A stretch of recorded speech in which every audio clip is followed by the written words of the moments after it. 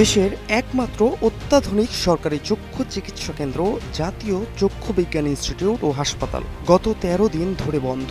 সেখানে অবস্থান করছেন শুধু জুলাই আন্দোলনে কয়েকজন আহত, যাদের নিয়মিত খাবার দিচ্ছে অন্তর্বর্তী সরকার। গত ৪ জুন পুলিশের পাহারায় হাসপাতালটিতে চালু হয় জরুরি বিভাগ। ৬০০ কোটি টাকার এই হাসপাতাল এখন কার্যত আবাসিক হোটেলে পরিণত হয়েছে। সরকারের টাকায় পরিচালিত এই প্রতিষ্ঠান জনগণের। এখানে চিকিৎসা সেবা নিশ্চিত করা রাষ্ট্রের দায়িত্ব, কিন্তু সেই দায়িত্ব পালন করতে গিয়ে যেন রাজনৈতিক বিবেচনা ও মানবিক আবেগের দোহাই দিয়ে বারবার পিছু হটছে প্রশাসন। এতে একদিকে চিকিৎসক ও স্বাস্থ্যকর্মীদের নিরাপত্তা বিঘ্নিত হচ্ছে, অন্যদিকে সাধারণ মানুষের মধ্যে রাষ্ট্র ব্যবস্থার উপর আস্থা কমে যাচ্ছে। ওয়ালটন আবারও মিলিয়নিয়ার অফারে ওয়ালটন ফ্রিজ কিনে আপনিও হয়ে যেতে পারেন মিলিয়নিয়ার। ২৮ মে এক ভুল বোঝাবুঝি থেকে তারা চিকিৎসক নার্সদের উপর হামলা চালিয়ে হাসপাতাল দখল করে নেন। এরপর থেকে কেউ নিরাপত্তার ভয়ে হাসপাতালে আসছেন না।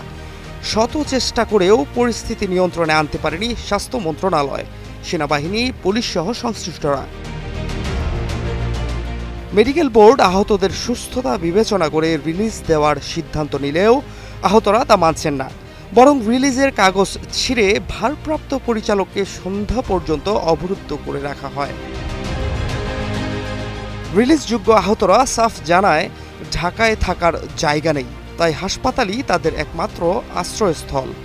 ৫৪ জন আহতের মধ্যে যারা ছাড়পত্র পেয়েছেন তাদের অনেকে হাসপাতাল থেকেই যেতে চাননি, বরং তারা অভিযোগ করেন, আমরা ঢাকায় থাকব কোথায়? এমন প্রশ্ন তুলে তারা তাদের ছাড়পত্রের কাগজ ছিঁড়ে ফেলেন এবং হাসপাতালে থাকার দাবি জানান। এ অবস্থায় চিকিৎসক ও অন্যান্য স্টাফ আবারও হাসপাতাল ত্যাগ করেন।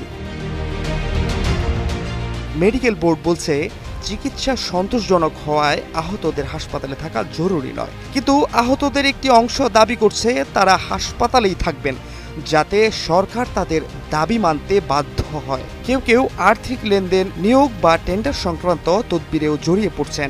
আবার কয়েকজনের আইনি সমস্যা থাকায় গ্রেফতার এড়াতে হাসপাতালে অবস্থান করছেন বলে জানায় মেডিকেল বোর্ড।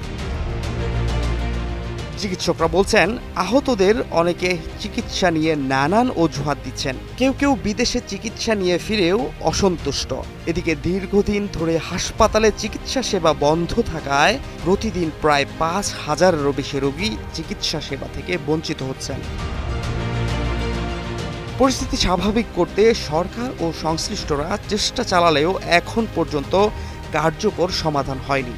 ঈদের আগে অধিকাংশ আহত জোরপূর্বক রিলিজ না নিয়ে বাড়ি গেলেও সুবিধামতো সময়ে ফিরে আসবেন বলেও জানিয়েছেন তারা। সরকার বলছে বিষয়টি সংবেদনশীল, সময় নিয়ে সংশ্লিষ্টদের সাথে আলোচনা করে কার্যকর সিদ্ধান্ত নেওয়া হবে। Fahad Shahriar, news desk, global television.